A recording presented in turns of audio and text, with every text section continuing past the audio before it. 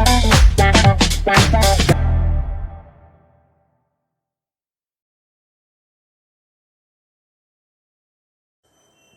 Processes part 10। अब इसमें हम पढ़ेंगे, हमने पढ़ा रेस्पिरेशन प्रीवियस वीडियो में, जिसमें हमने क्या पढ़ा था, जो डाइजेस्टेड फूड होता है उसका ब्रेकडाउन होता है ऑक्सीजन की प्रेजेंस में। तो ये ऑक्सीजन और वेस्ट प्रोडक्ट क्या निकलता है, कार्बन डाइऑक्साइड। उसके अतिरिक्त एनर्जी का फॉर्मेशन होता है। मैंने आपको बताया था कि रेस्पिरेशन का अल्टीमेट रिजल्ट क्या है, फॉर्मेशन ऑफ एनर्जी, और उसमें वेस्ट प्रोडक्ट निकलता है कार्बन डाइऑक्साइड। तो इसका मतलब क्या, ऑक्सीजन और कार्बन डाइऑक्साइड की नीड बॉडी को रहती है। तो वो हम कैसे करते हैं, हम breathe in and breathe out करते हैं। इन क्या करते हैं, ऑक्सीजन, और निकालते क्या है, छोड़ते क्या है, कार्बन डाइऑक्साइड। तो ये exchange of gases human body में कैसे होता है, इस टॉपिक में हम यही डिस्कस करेंगे कि ह्यूमन बॉडी में एक्सचेंज ऑफ गैसेस कैसे होता है। तो ऑक्सीजन जो है वो कैसे जाती है, जैसे हमने पढ़ा था कि जो फूड पाइप होता है, फूड पाइप क्या होता है, एलिमेंट्री कैनाल कहते हैं, जो माउथ से शुरू होकर कहाँ एंड होती है, एनस में। इसी तरह से विंड पाइप होता है जो नोज से शुरू होकर कहाँ एंड होता है, लंग्स तक जाता है। तो और लंग्स में फिर रेस्ट ऑफ द पार्ट होता है। तो पहले हम पढ़ते हैं कि कैसे एयर एंटर करती है नोज से, विंड पाइप से गुजर के कहाँ पहुंचता है। तो नोज से जो ऑक्सीजन है वो नॉस्ट्रिल्स के द्वारा एंटर करती है, नाक में जो दो छेद होते हैं उनको नॉस्ट्रिल्स कहते हैं। और जो पैसेज होता है नाक के अंदर, उसमें क्या होता है, हम हेयर होते हैं, छोटे छोटे बाल होते हैं, और उसके अतिरिक्त उसकी वॉल में क्या लगा रहता है, म्यूकस प्रेजेंट रहता है। तो ये क्या करता है, फॉरेन पार्टिकल्स को एंटर होने से रोकता है। तो इसको क्या कहते हैं, मतलब ये एयर को, ऑक्सीजन को फिल्टर करने का काम करता है, जिससे कि कोई भी फॉरेन पार्टिकल या कोई जर्म्स, पॉल्यूटेंट्स जो है लंग्स तक ना पहुंच पाए। उसके बाद यहां से पास होके ये थ्रोट पे पहुंचता है। तो थ्रोट क्या है, विंड पाइप है, तो किसका बना हुआ है, फ्लैश का बना हुआ है, ठीक है, मांस का बना हुआ है, और इसमें रिंग्स ऑफ कार्टिलेज प्रेजेंट होते हैं। तो थ्रोट पे क्या प्रेजेंट रहते हैं, एक एक नंबर के ये क्वेश्चन आते हैं, इसलिए मैं इसमें फोकस कर रही हूँ कि इसमें रिंग्स ऑफ कार्टिलेज प्रेजेंट रहता है। तो इनकी फंक्शनिंग क्या है, क्या काम करते हैं ये जो रिंग्स ऑफ कार्टिलेज होता है, ये थ्रोट को या विंड पाइप को कोलैप्स होने से बचाते हैं। अगर ये नहीं होंगे तो क्या होगा, ये पूरा क्या होगा, मांस इकट्ठा हो जाएगा, चिपक जाएगा, विंड पाइप बंद हो जाएगा, चोक हो जाएगा और कोलैप्स हो जाएगा। तो रिंग्स ऑफ कार्टिलेज का काम क्या है, इनको कोलैप्स होने से बचाना। अगर आप इसको ध्यान से पढ़ेंगे तो मैंने पूरा एनसीईआरटी का पूरा चैप्टर इसमें डाल दिया है, आपको उसके बाद बुक को देखने की भी जरूरत नहीं पड़ेगी। मैंने कोशिश की है कि एक एक टॉपिक को कवर किया है। अगर कोई टॉपिक छूटता है तो आप मुझे कमेंट सेक्शन में इन्फॉर्म कर सकते हैं, मैं उसका एक और सेपरेट वीडियो बनाऊंगी। तो यहाँ पर को क्या करेगा, ये प्रोटेक्ट करेगा कोलैप्स होने से। उसके बाद O2 यहाँ से पास होगी, उसके बाद नीचे क्या है, लंग्स है, तो लंग्स में एंटर कर जाएगी। Is this clear to you. तो जैसे ही लंग्स में एंटर करती है तो लंग्स में ये जो एक पाइप आई, ये पाइप जो है बहुत सारे पार्ट्स में, स्मॉल ट्यूब्स में डिवाइड हो जाती है। जैसे ही पैसेज कहाँ आता है, लंग्स में आता है, तो बहुत सारे पार्ट्स में डिवाइड हो जाता है। और ये पार्ट्स जो होते हैं वो कहाँ मिलते हैं, बलून लाइक स्ट्रक्चर में को मीट करते हैं। मतलब ऑक्सीजन पैसेज से पास हुई, लंग्स में जैसे ही एंटर किया तो बहुत सारी ट्यूब्स में डिवाइड हो जाती है, स्मॉल ट्यूब्स बन जाती है। और ये ट्यूब्स कहाँ एंड होती है, बलून लाइक स्ट्रक्चर में, जिसको एल्वियोली कहते हैं। और एक एल्वियोली को हम एल्वियोली ने कह के एल्वियोलस कहते हैं, और प्लूरल क्या हो जाता है, एल्वियोली। तो मतलब ये ईयर ट्यूब्स जो होते हैं वो बलून लाइक स्ट्रक्चर यानी कि एल्वियोली में एंड हो जाते हैं। और इस एल्वियोली की फंक्शनिंग क्या है, सबसे इंपॉर्टेंट फंक्शनिंग है एक्सचेंज ऑफ गैसेस। यहीं पर को गैस का एक्सचेंज होता है।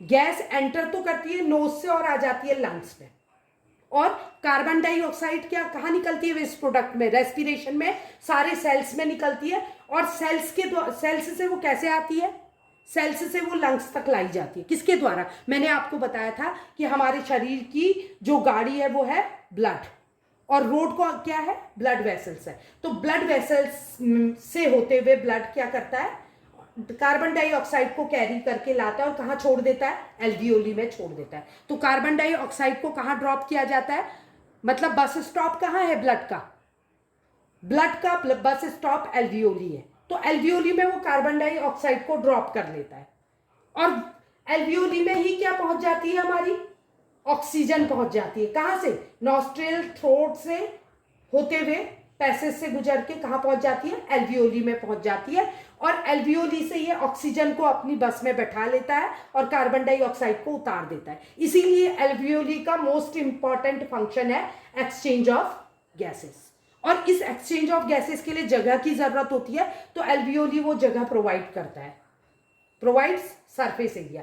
दूसरी चीज कॉमन सेंस की बात है कि अगर एल्वियोली में एक्सचेंज ऑफ गैसेस हो रहा है तो एल्वियोली का स्ट्रक्चर कैसा होगा, अंदर इसमें क्या प्रेजेंट होंगी, अगर इसके अंदर एक्सचेंज ऑफ गैसेस हो रहा है इसका मतलब ब्लड यहां तक पहुंच रहा है, रोड यहां तक आई है, ब्लड वेसल्स प्रेजेंट होंगी, इसमें ब्लड वेसल्स का नेटवर्क रहता है। क्यों, क्योंकि ब्लड वेसल्स के द्वारा ही ऑक्सीजन सारे सेल्स में बांटी जाएगी और ब्लड वेसल्स के द्वारा ही कार्बन डाइऑक्साइड लाके यहां छोड़ी जाएगी। इसलिए इसकी वॉल्स में क्या प्रेजेंट रहते हैं, एल्वियोली की वॉल्स में ब्लड वेसल्स प्रेजेंट रहते हैं। Is this clear to you? अब उसके बाद क्या होगा, जब आप ब्रीद इन करते हो, मतलब जब ऑक्सीजन एंटर करती है कहां, लंग्स में, तो उस समय क्या होगा, वी लिफ्ट आर रिब्स, हमारी जो लंग्स में जो रिब्स होती है उसको वो उठ जाती है, मतलब क्या होता है, भर जाती है ना। आप इनहेल करोगे तो क्या होगा, बॉडी के अंदर एंटर कर रही है क्या, ऑक्सीजन, तो ये फूल जाएंगे, फूलेंगे तो क्या होगा, डायफ्राम जो होता है, डायफ्राम क्या होता है, लंग्स के नीचे का ये पार्ट एक वो रहती है, तो डायफ्राम क्या होगा उस समय, जैसे ही लिफ्ट होंगे क्या, रिब्स, हवा एंटर करेगी तो हवा भरेगी उसमें, तो वो लिफ्ट हो जाएंगे, फूल जाएंगे, एंड फ्लैटन द डायफ्राम, और डायफ्राम क्या हो जाएगा, फ्लैट हो जाएगा, सीधा हो जाएगा ऐसे। अभी इसका शेप कैसा है डायफ्राम का, ये है डायफ्राम, बट ये सीधा हो जाएगा, ठीक है। और चेस्ट कैविटी क्या बन जाएगी, कैविटी माने जो चेस्ट है, गुफा है ये जो चेस्ट की, इसमें हवा भर जाएगी तो ये क्या बन जाएगी, बड़ी हो जाएगी। ऑब्वियसली कोई चीज एंटर कर रही है तो क्या होगी, बड़ी हो जाएगी, लार्जर हो जाएगी, हवा निकलेगी तो छोटी हो जाएगी, तो इसमें हवा भरेगी तो ये लार्जर हो जाएगी। एक एक पॉइंट मैंने इसमें आपका लिखा है, आप चाहे तो टैली कर लीजिए अपनी एनसीईआरटी बुक से, ठीक है। तो एयर जैसे ही फिल होगी किसमें, एल्वियोली में, ये एक्सपेंड कर जाएंगे, लार्जर हो जाएंगे।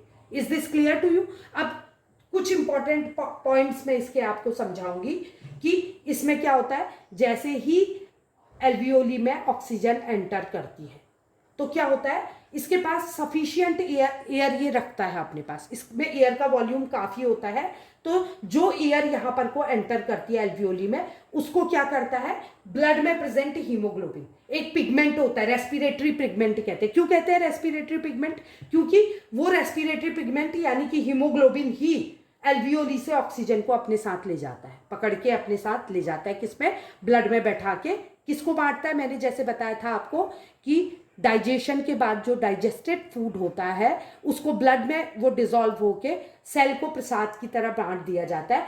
सपोज ये ह्यूमन बॉडी है तो ये सेल से भरी हुई है, तो सारे सेल को डाइजेस्टेड फूड बांटा जाता है, लेकिन केवल डाइजेस्टेड फूड से एनर्जी नहीं बनती है, उसके लिए ऑक्सीजन की भी जरूरत होती है। तो यहाँ ब्लड में प्रेजेंट जो पिगमेंट होता है, respiratory pigment, what is the respiratory pigment of blood, तो क्या है वो रेस्पिरेटरी पिगमेंट, किसको कहते हैं, हीमोग्लोबिन को। तो हीमोग्लोबिन यहां से ऑक्सीजन को लेता है और ब्लड वेसल्स के द्वारा हर सेल को प्रसाद की तरह बांट देता है, जिस तरह से क्या बांटा था, डाइजेस्टेड फूड।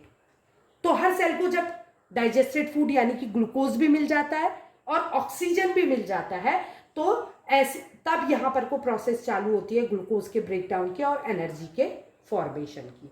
तो ये तो हो गया, ले गया ब्लड वेसल्स, किसको ले गई, ऑक्सीजन को। और जो ब्लड वेसल्स होती है जब रेस्पिरेटरी सिस्टम में या रेस्पिरेशन के बाद जब waste product carbon dioxide release होती है हर सेल में, तो हर सेल से ब्लड क्या करता है, हर सेल से लेके, किसको लेके, कार्बन डाइऑक्साइड को, किस फॉर्म में, डिसॉल्व फॉर्म में।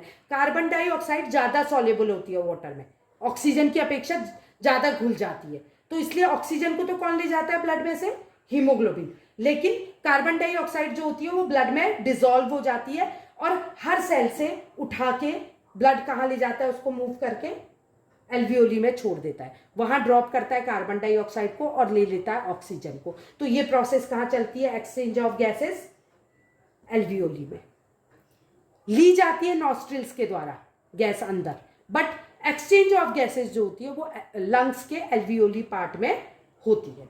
अच्छा, फॉर प्लांट्स और some small animals diffusion is sufficient for exchange of gases. जैसा कि आपको मैंने पहले भी पढ़ाया, अभी पिछले लेक्चर में पढ़ाया था कि स्टोमेटा के द्वारा, स्टोमेटा में पोर्स होते हैं जिसमें सिंपल डिफ्यूजन के द्वारा कार्बन डाइऑक्साइड और ऑक्सीजन का एक्सचेंज हो जाता है ग्रीन प्लांट्स में।